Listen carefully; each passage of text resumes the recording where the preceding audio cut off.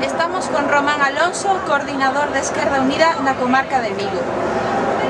Que opinión lle merece a convocatoria de folga de hoxe, día 29 de setembro? Bueno, esta folga era unha necesidade convocada. Esquerda Unida vimos desde principios desde finales de 2008 pedindo que se convoque esta folga. Consideramos necesaria desde que se empezou a crisis.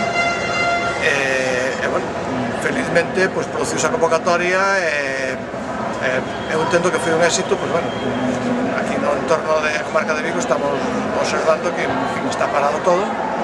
Esta folga é un éxito, era unha necesidade, os ataques á clase obreira son enormes, hai máis de 4 millóns de parados, unha carestía de vida, suba do IVE, unha serie de medidas antiobreiras que se impulsaron máis con esta reforma laboral, e isto hai que frenalo porque as intencións do capital é continuar as agresións.